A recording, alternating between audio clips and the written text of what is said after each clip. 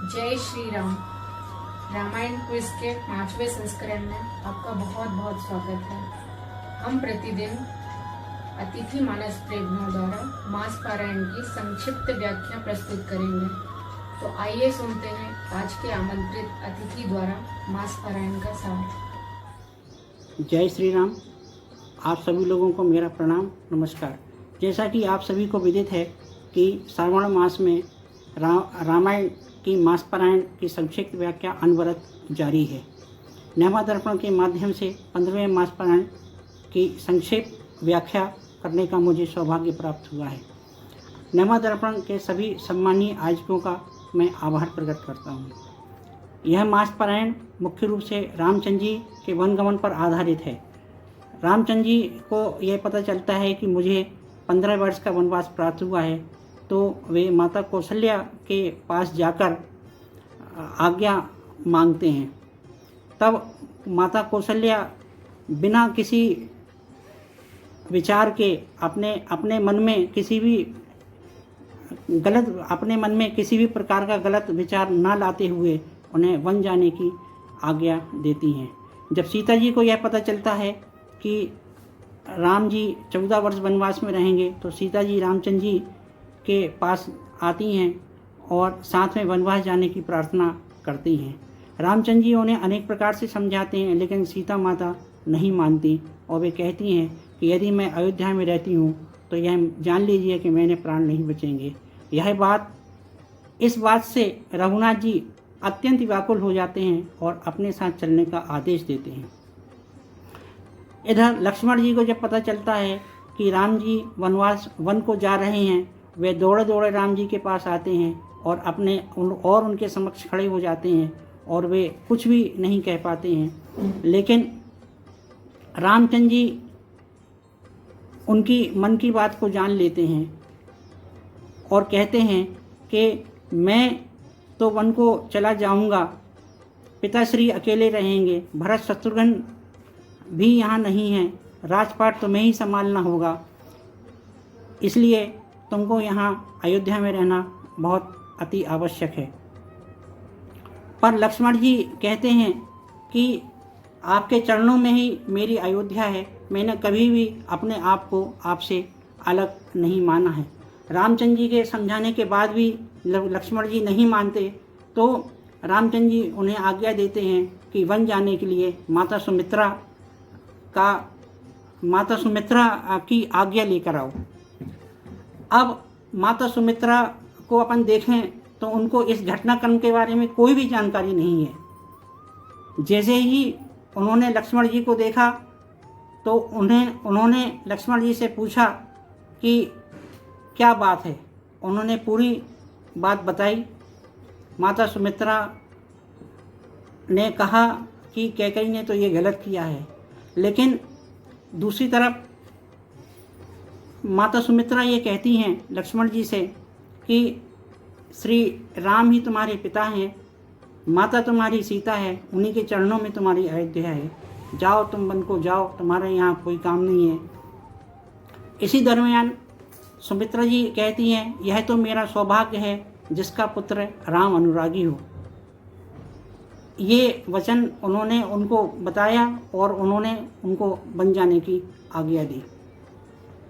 अब राम, सीता एवं लक्ष्मण तीनों पिता के पास जाकर आशीर्वाद लेते हैं और वे कहते हैं कि मुझे वन जाने की आज्ञा दीजिए।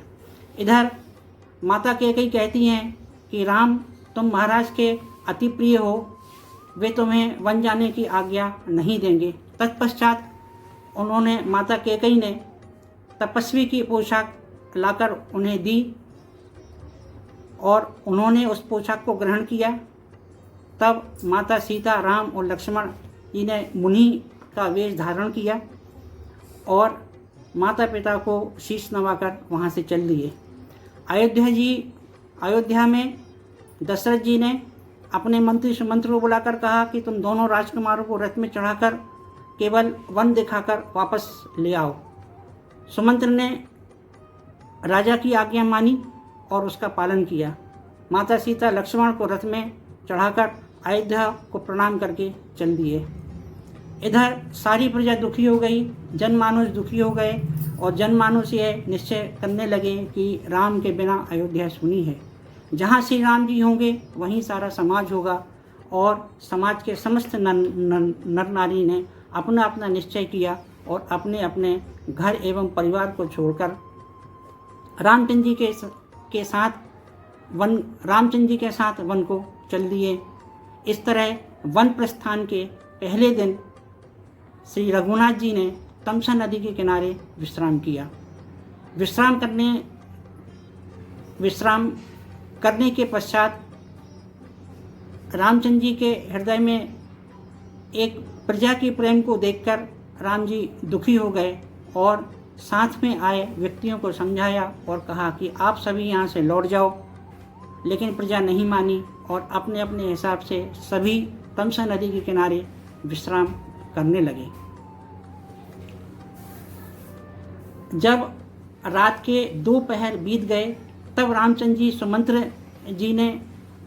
जी ने सुमंत्र जी को कहा कि अब तो यहाँ से अपन को चलना है और रथ इस प्रकार से चलाना है कि रथ के पहिए से दिशा का एहसास किसी को ना हो, दिशा समझ में ना आए और दिशा बिल्कुल समझ में नहीं आना चाहिए कि रथ किस ओर गया है। शंकर जी को प्रणाम करके राम लक्ष्मण सीता जी दशरथ रथ पर सवार होकर वहाँ से चल दिए। सुबह हुई, प्रजा ने देखा रघुनाथ जी नहीं है, चारों ओर देखा, प्रत्येक व्यक्ति दौड़ा और राम राम पुकारते हुए सभी दौड़ते रहे। लेकिन क्या करते, सभी दुखी हैं। दुख के कारण उनको ये समझ में नहीं आया कि अब क्या करें और सभी प्रजा के सभी समस्त जन अयोध्या लौट आए। इस प्रकार रामचंद्र जी, सीता जी एवं लक्ष्मण का वनगमन प्रारंभ हुआ। सीता सहित सचिव 2 भाई श्रृंगबेरपुर पहुँचे। भाई सीता जी और मंत्री सहित दोनों भाई श्रृंगबेरपुर जा पहुँचे। वहाँ रथ से उतरकर गंगा जी को प्रणाम किया। सभी ने स्नान किया, अपनी अपनी थकावट दूर की और गंगा जी का पवित्र जल ग्रहण किया। यहाँ सुधी जह निषाद जब पाई, मुदित लिए प्रिय बंधु बुलाई। जैसे ही भीलों के राजा निषाद राज को पता चला कि रामचंद्र जी यहाँ आए हुए हैं, वो आनंदित होकर अपने समस्त परिजनों भाइयों को बुलाया एवं निषाद राज एवं हर्षित हो गए। रामचंद्र जी को पास पहुंचकर उन्होंने सबसे पहले उनको दंडवत किया और कहा कि हे प्रभु, मैं तो आपके दर्शन पाकर भाग्यवान पुरुषों की गिनती में आ गया हूँ। मैं तो केवल आपका एक नीच एवं छोटा सा सेवक हूँ, मुझ पर कृपा कीजिए। मेरे साथ चलिए, श्रृंगबेरपुर में विश्राम कीजिए, जिससे मैं आपके सानिध्य में रहकर मुझ पर कृपा होगी। रामचंद्र जी ने कहा, हे मित्र, तुमने जो कहा वो सब सत्य है, परंतु पिताजी ने मुझे कुछ और ही आज्ञा दी है। मुझे मुनि के वेश को धारण करके वन में ही रहना है, वन के ही आहार को ग्रहण करना है। यह सुनकर निषाद राज दुखी हो गए और इसके बाद सारी प्रजा अपने आप में कहती है, विचार करती है और यह अपने रामायण में चौपाई है, राम लखन सिय रूप निहारी, कहीं सप्रेम ग्राम गुर नारी। रामचंद्र जी लक्ष्मण जी एवं सीता जी के रूप को देखकर गांव के स्त्री पुरुष प्रेम से एक दूसरे से बात करते हैं और कहते हैं कि ये कैसे माता पिता हैं, इन सुंदर राजकुमारों को वन भेज दिया है। अब यहाँ निषाद राज ने रघुनाथ जी के विश्राम करने के लिए कुश एवं पत्तों का उनका शयन आसन बनाया और पास में कंदमूल फल एवं पानी रख दिए। रामचंद्र जी, लक्ष्मण जी एवं सीता जी कंदमूल खाने के बाद विश्राम करने लगे। रघुनाथ जी लेट गए। लक्ष्मण जी लक्ष्मण जी उनके पैरों को दबाने लगे। लक्ष्मण जी उनके पैरों को दबाने लगे और अपना वो काम करने लगे जो उनका दायित्व था। अब रघुनाथ जी को जमीन पर सोते हुए देखकर निषाद राज भाव विभोर हो गए और बोलने लगे कि भगवान की क्या लीला है। निषाद राज के नेत्र से जल बहने लगा और लक्ष्मण जी से निषाद राज कहने लगे कि महाराज कहाँ दशरथ जी का महल, और यहाँ सीता और रामचंद्र जी जमीन पर विश्राम कर रहे हैं, जमीन पर सो रहे हैं। तब लक्ष्मण जी निषाद राज से कहते हैं कि देखो निषाद राज, ये तो कोई किसी को सुख और दुख नहीं दे सकता, ये तो अपने किए हुए कर्मों का फल है। केवल सुख दुख अपने कर्मों से ही मिलते हैं और अपने किए हुए कर्मों का ही फल भोगते हैं। मन क्रम वचन और कर्म से श्री राम जी के चरणों में प्रेम होना ही परमार्थ है। इस तरह लक्ष्मण जी निषाद राज जी का संवाद होता है। इस तरह से देखा जाए तो श्री राम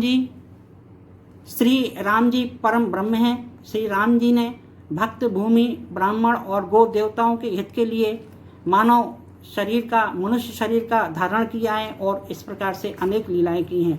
राम कथा श्रवण करने से समस्त पाप मिट जाते हैं। जय श्री राम।